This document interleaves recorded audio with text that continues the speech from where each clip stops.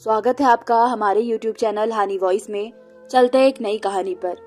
देवर हर रात मेरे सिरहाने के नीचे 1000 रुपए रख जाता। पति को बताती तो कहता तुम आम खाओ, पेड़ मत गिनो। मैं भी बोली बनकर पैसे रख लेती थी, मगर एक रोज देवर तकिए के नीचे 1000 रुपए रख गया। मेरा माथा ठंडा हो गया, मगर पति को कुछ न बताया। थोड़ी देर बाद करवट ली तो मेरे होश उड़ गए। देवर बेड पर लेटा मेरे साथ। मेरा देवर मेरे पति से बस 1 ही साल छोटा था, लेकिन उसकी हरकतें बड़ी ही अजीब थी। मेरी शादी को बस कुछ ही वक्त गुजरा था, लेकिन मैं अपने देवर की इस तरह की हरकतों से परेशान हो गई थी। पति घर से सुबह ही ऑफिस के लिए निकल जाते और शाम को ही वापस लौटते थे। घर में सास थी नहीं, बस एक ननद थी जिसकी एंगेजमेंट हो चुकी थी, और एक देवर था जो देखने में तो ठीक ठाक खट्टा खट्टा था, लेकिन काम काज का नहीं था और कुछ काम नहीं करता था। पूरा दिन घर पर ही रहता था। मुझे तो लगा था कि शादी के बाद मेरी ननद मेरे साथ बहनों वाला रवैया रखेगी, क्योंकि वो भी बिना माँ बाबा की बच्ची है। मैंने सोचा मैं उसके साथ मोहब्बत और दोस्ताना रवैया रखूंगी तो वो भी मेरे साथ ऐसा ही करेगी, लेकिन ये मेरी बहुत ही बड़ी गलतफहमी थी। मेरी ननद हर वक्त चुपचाप सी रहती थी। मैं बात करती तो यूं चौंक जाती जैसे किसी गहरी सोच में गुम हो। मैं पूछती कि तुम क्या सोच रही थी, तो कहने लगती कुछ नहीं, बस तुम अपने काम से काम रखा करो, मुझे ज्यादा बातें करना पसंद नहीं है। ननद के इस तरह के रवैये से मैं बहुत ही मायूस होती थी, और देवर तो मुझे वैसे भी कुछ ठीक नहीं लगता था। हर वक्त मुझे अजीब अजीब नजरों से देखता रहता था, इसलिए उससे बात करने से मैं खुद भी कतराने लगी थी। वो शख्स बहुत ही अजीब किस्म का शख्स था। ज्यादा वक्त अपने कमरे में ही गुजारता था, लेकिन जब भी मैं किचन में काम कर रही होती तो अचानक वो बगैर आवाज के किचन में आकर मेरे पीछे खड़ा हो जाता। एक बार खाना बना रही थी। मेरी ननद किसी काम को भी हाथ नहीं लगाती थी, इसलिए सारा काम मेरे सर पर ही था। मैं किचन में खाना बना रही थी कि मुझे यूं महसूस हुआ जैसे मेरे बिल्कुल पीछे कोई खड़ा है। जैसे ही मैंने पीछे पलटकर देखा तो मेरे होश उड़ के रह गए थे।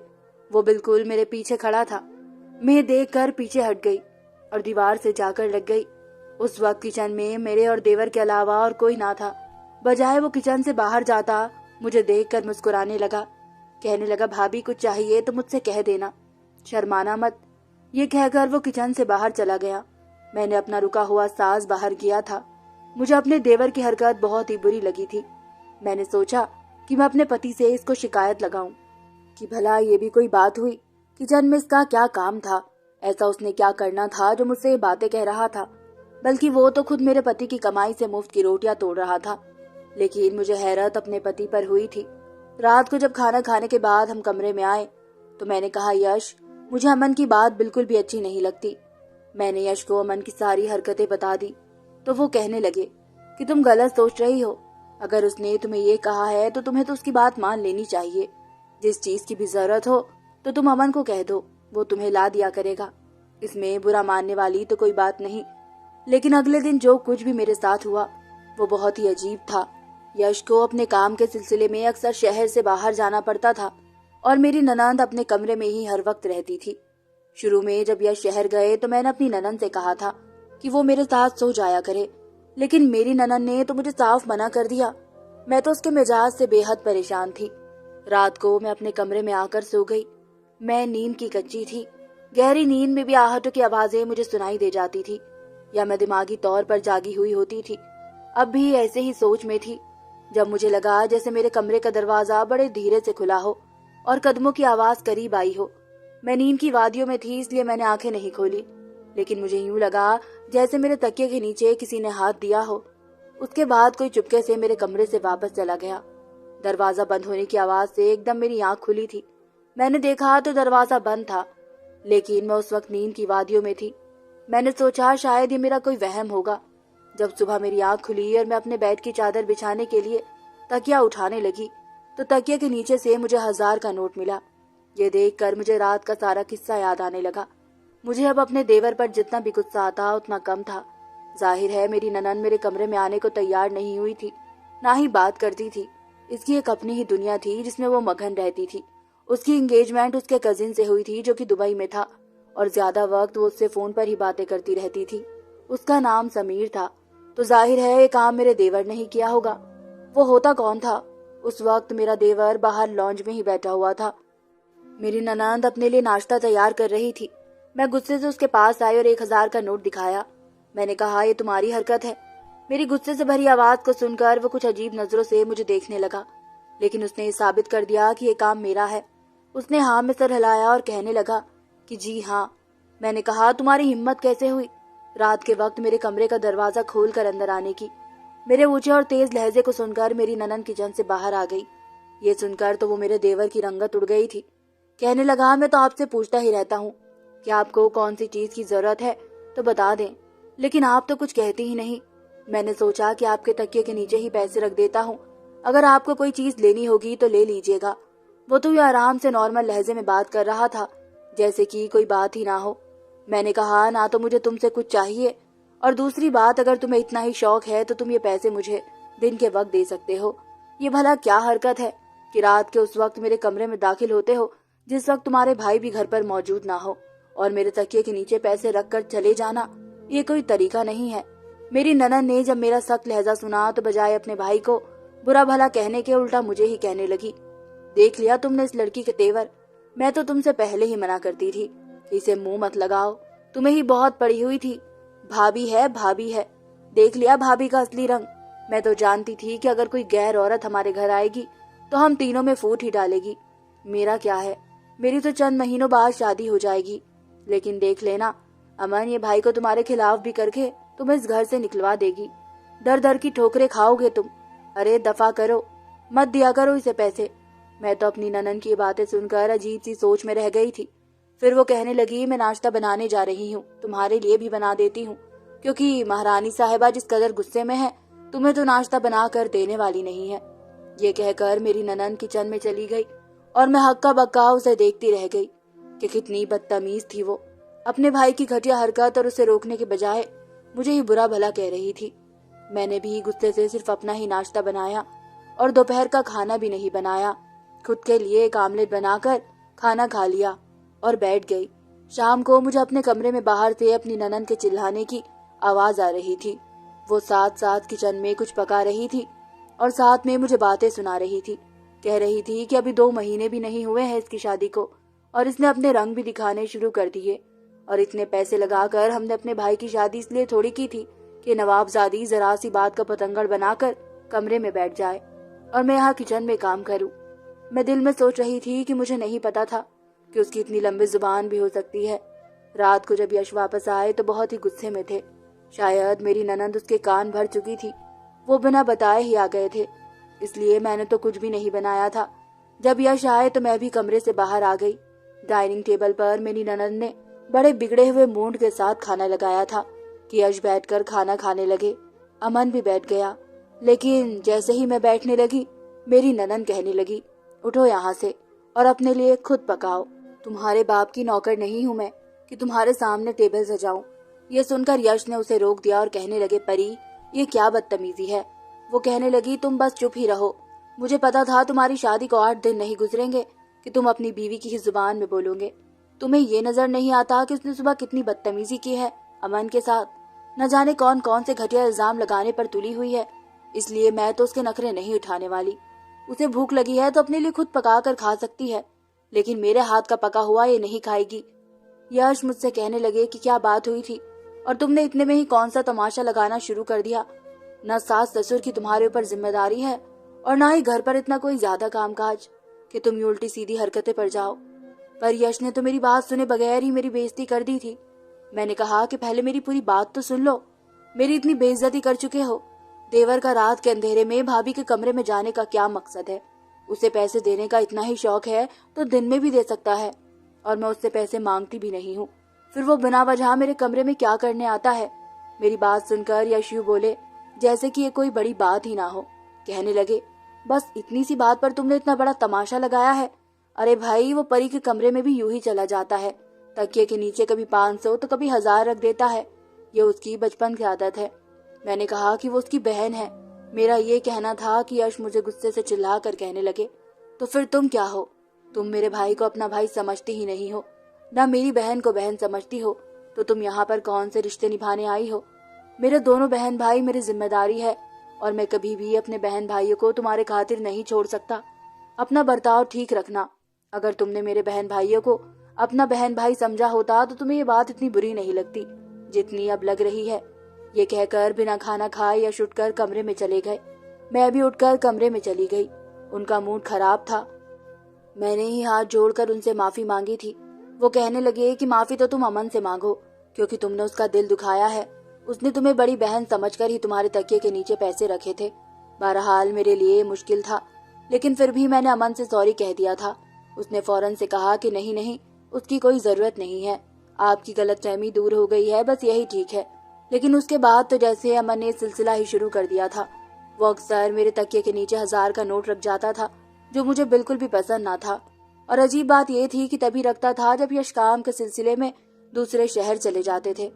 मैं अपने कमरे का दरवाजा लॉक करके सोती थी, लेकिन शायद अमन के पास कमरे की चाबी मौजूद थी, इसलिए वो कमरे में दाखिल हो जाता था। लेकिन उस रात मैंने कमरे की कुंडी लगा दी। मैं नहीं चाहती थी कि वो मेरे कमरे में दाखिल हो। अगली सुबह जो चीज मैंने देखी उसने मुझे अजीब सी सोच में डाल दिया। लॉन्ज में मेरा देवर बड़े गुस्से से बैठा हुआ था। शायद रात को कमरे में आया था, लेकिन कुंडी की वजह से दरवाजा नहीं खुला मिला। अगर उसका मिजाज उस वक्त नॉर्मल होता तो मैं उस बात को इतनी भी अहमियत न देती कि अगर मेरा दरवाजा उसने बंद देखा तो वापस चला गया। उसमें गुस्सा आने वाली तो कोई बात ही नहीं थी, लेकिन वो तो यूं मुझे घूर से देख रहा था जैसे कि न जाने मुझे क्या कर डालेगा। मैंने उसे नजरअंदाज किया और किचन में नाश्ता बनाने लगी। बेदिली से मैंने अपने देवर को नाश्ता बना कर दे दिया और अपना नाश्ता लेकर कमरे में चली गई। कमरे के बराबर में ही मेरी ननंद का कमरा था, जहां मुझे चिल्ला चिल्ला कर बातें करने की आवाज आ रही थी।